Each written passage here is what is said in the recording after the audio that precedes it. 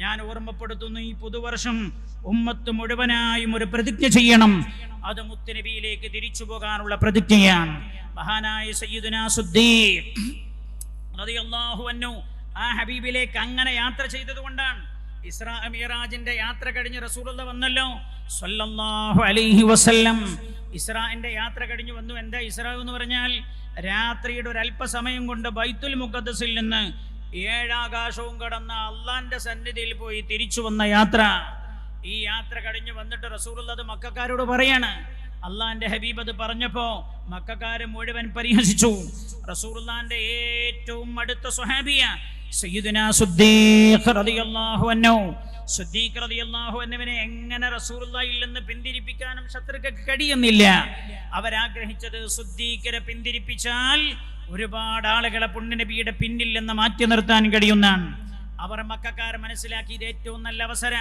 രാത്രിയുടെ ഒരു അല്പസമയം കൊണ്ട് സൂപ്പർസോണിക് വിമാനങ്ങളൊന്നുമില്ല, മിസൈലുകളില്ല, പുതുസ് മിസൈലില്ല, ഒന്നുമില്ല.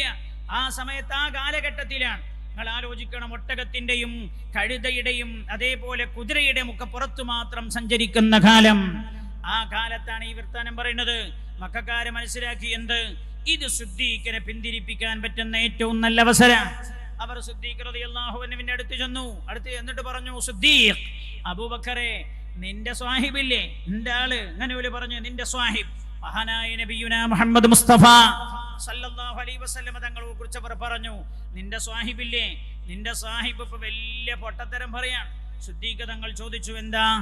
അവർ പറഞ്ഞു, നിന്റെ സ്വാഹിബ് പറയുന്നത്, നിന്റെ മുഹമ്മദ് പറയുന്നത് സല്ലല്ലാഹു അലൈഹി വസല്ലം ഇന്നലെ രാത്രി ഒരൽപ്പ സമയത്തിനകം മക്കയിലെ മസ്ജിദുൽ ഹറാമിൽ നിന്ന് ബൈത്തുൽ മുഖദ്ദസിലേക്ക് യാത്ര ചെയ്തു. അവിടെ 7 ആകാശവും കടന്ന് നരകവും സ്വർഗവും കണ്ട് പ്രപഞ്ചനാഥനായ അള്ളാഹുവിനെ കണ്ട് തിരിച്ചു വന്നു. നാൻ റബ്ബിനോട് സംസാരിച്ചു മുനാജാത്ത് നടത്തി തിരിച്ചു വന്നു.